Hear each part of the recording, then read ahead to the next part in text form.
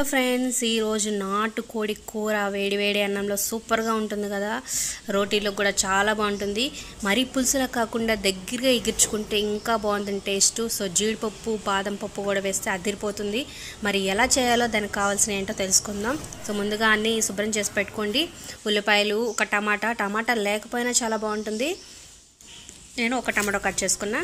So ప్యాన్లో oil heat చేసి, so నీసు కూరకి కొంచెం ఆయిల్ ఎక్కువే పడుతుంది, టేస్ట్ కూడా అప్పుడే బాగా వస్తుంది. సో ఒక ఆకు, పలావ్ ఆకు, అలాగే ఉల్లిపాయలు, కూరకు తగ్గట్టుగా ఉల్లిపాయలు కట్ చేసి పెట్టుకోండి. సో గ్రేవీ బాగా వస్తుంది అప్పుడు. సో అల్లం వెల్లుల్లి పేస్ట్ కచ్చా పచ్చగా దంచుకుంది, ఫ్రెష్గా అయితే చాలా బాగుంటుంది.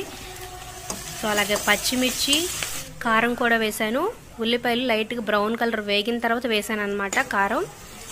సో కలుపుతూ ఉండండి, ఎందుకంటే మళ్ళీ అల్లం వెల్లుల్లి పేస్ట్ అడుగున మాడిపోతుంది. సో కల్లుప్పు కూడా వేసాను. సో ఇలాంటి పులుసులకు కానీ కుక్కర్లో పెట్టే వాటికి కల్లుప్పు వేసుకోండి, కల్లుప్పే మంచిది. సో బాగా శుభ్రం చేసి పెట్టుకున్న నాటుకోడి, సో చక్కగా ఈ మసాలా అంతా దానికి పట్టేలాగా బాగా కలిపి ఒక 5 మినిట్స్ మూత పెట్టకుండా అలాగే వేగనివ్వండి. పచ్చి వాసన ఏమైనా ఉంటే పోతుంది. సో నాటుకోడి కాబట్టి ఉడకడానికి టైం పడుతుందని కుక్కర్లో పెట్టాను. టేస్ట్ అయితే చాలా బాగుంటుంది, మీరు ఒకసారి ట్రై చేయండి. సో నీళ్లు కూడా పోసాను, కారం వేసాం కదా, మంచి కలర్ వచ్చింది. ఈ లోపల దానికి కుక్కర్ మూత పెట్టేసి ఒక 5 to 6 విజిల్స్ రానివ్వండి. సో ఈ లోపల మసాలాలకి ఏం కావాలో చూద్దాం. సో ఆల్రెడీ అల్లం వెల్లుల్లి పేస్ట్ వేసాను, అయినా కొంచెం వేసా. ఒక చిన్న అల్లం ముక్క, వెల్లుల్లి, అలాగే ధనియా పౌడర్, జీలకర్ర పౌడర్, కొంచెం జీడిపప్పు, బాదం పప్పు. మీరు ఇంకా ఎక్కువ కావాలనుకుంటే ఎక్కువ వేసుకోండి. సో అలా ఇదేంటంటే గసగసాల పౌడరు. నేను ఆల్రెడీ ఇవన్నీ వేయించి పెట్టుకున్నాను. సో వేయించి పెట్టుకుంటే మంచి స్మెల్ వస్తుంది అనమాట. మీకు పౌడర్ రెడీగా లేకపోతే ఫ్రెష్గా వేయించుకొని మిక్సీలో వేసుకోండి. సో దానంతా కొంచెం వాటర్ వేసేసి మిక్సీ పట్టుకోండి. సో ఒక 5-6 విజిల్స్ అయిన తర్వాత ఓపెన్ చేసి చూశాను, చక్కగా ఉడికిపోయింది మెత్తగా. ఒకవేళ మీరు ముదురుదైతే ఇంకొంచెం 2 విజిల్స్ రావాల్సి వస్తుంది అనమాట. ఒక చిన్న టమాటాను కూడా వేసుకున్నాను ఇప్పుడు.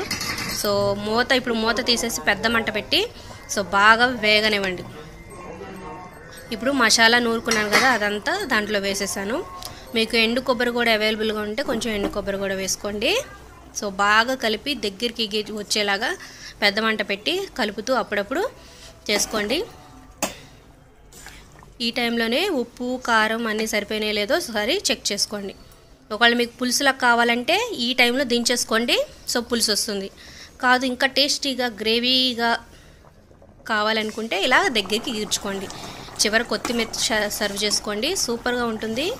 మీరు ట్రై చేయండి, మీ అభిప్రాయాలు కమెంట్స్ రూపంలో తెలియచేయండి. అలాగే మా ఛానల్ మొదటిసారి చూస్తున్నట్టే మరిన్ని అప్డేట్స్ కోసం, ఇంట్రెస్టింగ్ వీడియోస్ కోసం సబ్స్క్రైబ్ చేసుకొని పక్కనే ఉన్న బెల్ ఐకాన్ని ప్రెస్ చేసి ఆల్ అనే నోటిఫికేషన్స్పై క్లిక్ చేయండి.